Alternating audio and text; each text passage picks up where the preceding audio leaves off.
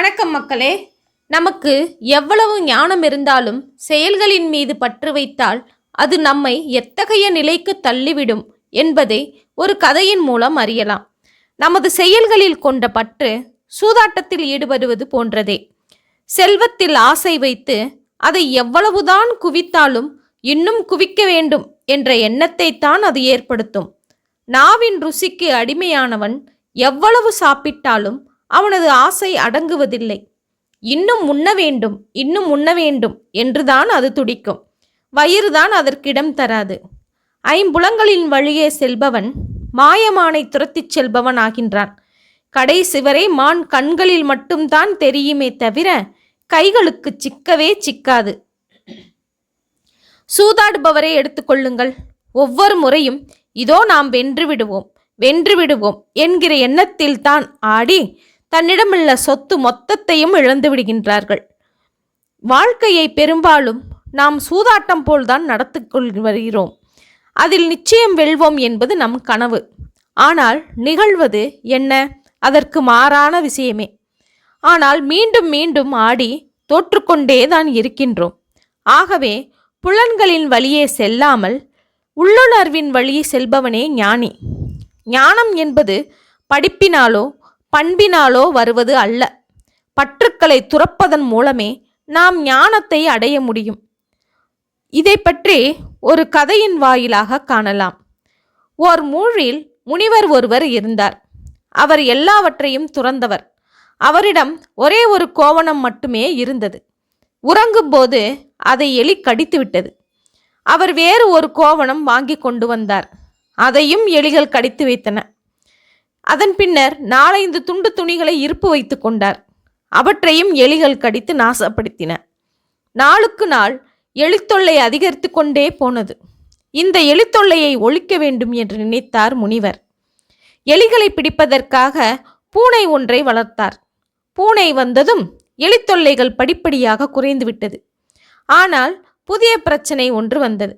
பூனைக்கு தினந்தோறும் பால் வேண்டுமே என்பதுதான் அந்த புதிய பிரச்சனை. இந்த பிரச்சனைக்கு தீர்வு காணும் பொருட்டு ஒரு பசுமாட்டை கொண்டு வந்து ஆசிரமத்தில் கட்டினார் முனிவர். இப்போது பூனைக்கு தேவையான பால் கிடைத்துவிட்டது. மேலும் ஒரு புதிய பிரச்சனை ஒன்று தலை தூக்கியது. அதாவது மாட்டை பராமரித்து பால் கறக்க தனி ஆள் தேவை என்பதுதான் அந்த பிரச்சனை. இந்த பிரச்சனையை தீர்க்க என்ன செய்யலாம் என்று யோசித்தார் முனிவர். இறுதியில் மாட்டை பராமரிப்பதற்காக ஒரு வேலைக்காரியை நியமித்தார்.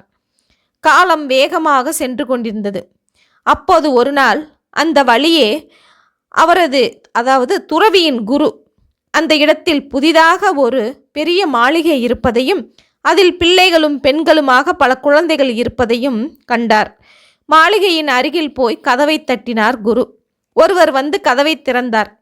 அவரிடம் குரு, இங்கு ஆசிரமம் இருந்ததே, எனது சீடன் துறவியாக இருந்தானே, அந்த ஆசிரமம் என்று தான் சொல்ல வந்ததை சொல்லி முடிக்க முடியாமல் பேச்சை இழுத்தார். குருவே, என்னை தெரியவில்லையா?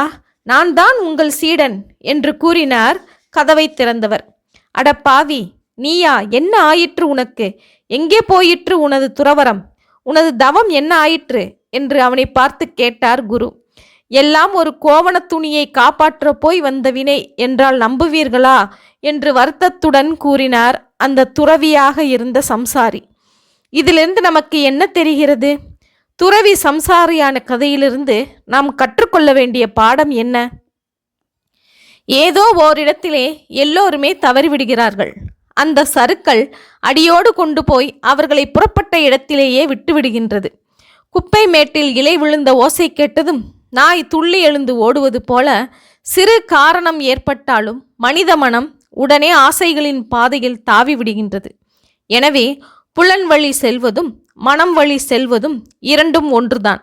புலன்கள் நம்மை மயக்கத்தில் ஈடுபடுத்திவிடும். மனமோ காரணங்களை அடுக்கி அதை நியாயப்படுத்தும். அந்தராத்மா எனப்படும் உள்ளுணர்வின் வழி நடப்பதே ஞானத்தின் பாதையாகும்.